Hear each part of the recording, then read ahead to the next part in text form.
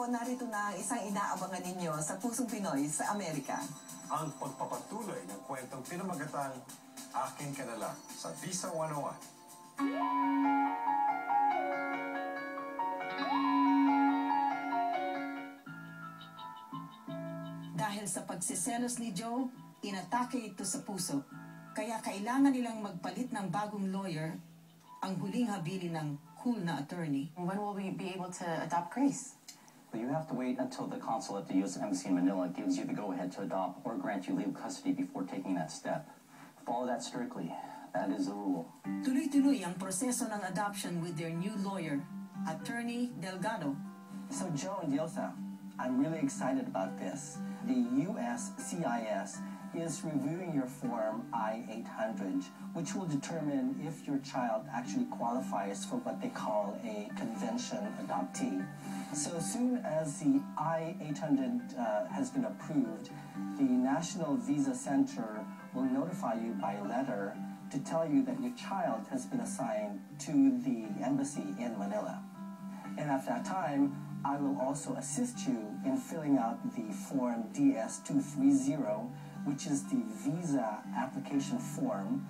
And after submission of all the necessary documents, your child will be given an interview, and at that time will also be given her visa. That's good? Good. Thank you so much. Thank you. What a relief.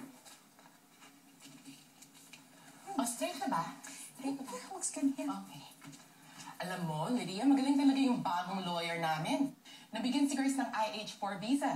Ibig sabihin na, when the embassy grants us an Article 5 letter, then we can have legal custody of Grace. So, ibig sabihin nun, legally, inyo yung bata? Hindi pa, kaya lang malapit na. Pagdating ni Grace dito, all we have to do is file for a judicial decree of adoption with the state of California. Kaya lang, since nagkasakit si Joe, hindi kami nakabiyahe. So, Susan will just have to come here with Grace. Sige ba, ang hirap naman nun? I mean, mag-aapon ka ng bata, but then the mom will be there with you guys as well? Oo, kaya lang temporary lang naman eh. Plus, she's family. Anak naman siya ng ate ko. Nandito na sila!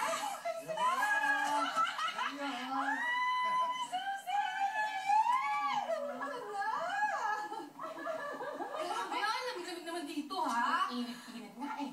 Grace, do you remember me? I'm your Tita Josa! Pauwi na tayo, Mami. Ayos na ang mga unang proseso ng adopting a relative child. Pero ang mukhang hindi ayos, yung relative child. Paano matatanggap ni Grace na ipapaampun na siya ng nanay niya? Abangan sa susunod na kabanata ng Akin Ka Na Lang. O ayan, nagkita-kita na rin ang adoptive parent at ang adoptee. Pero parang ang daming technical requirements na kailangan para makarating doon sa puntong ito, attorney. O kasi under the Hague Convention, pinalitan nga nila yung mga batas, no? Ang mga requirements. Hindi na actually kailangan yung 2 years physical presence, pero naman, sinecheck nila ang mga kondisyon ng mga adoptive parents bago dalhin dito yung bata. At saka importante rin yung sequence ng mga steps nila. Ayun. Kailangan sundan mo talaga yung sequence and kung paano ang Hindi proseso. pwedeng jumble-jumble yan. Okay. So following the sequence is key. Yan. Natatapos na ulit ang ating episode sa Pusong Pinoy sa Amerika. Pansamantala lang po kami nagpapaalam sa inyo. Sana po samahan niyo ulit kami sa susunod na episode kung saan tatalakayin natin ang sinasabing prosecutorial discretion.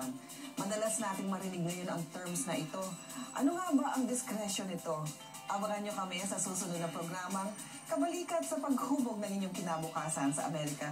Sandigan ng bawat mamamayang imigranteng Pilipino. Ito ang Pusong Pinoy sa Amerika.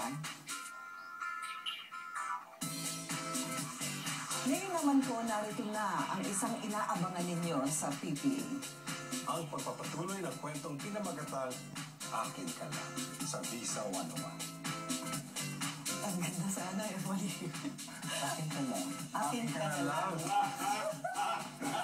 Ngayon naman po, narito na ang isang inaabangan ninyo sa Pusong Pinoy sa Amerika. Ang pagpapatuloy.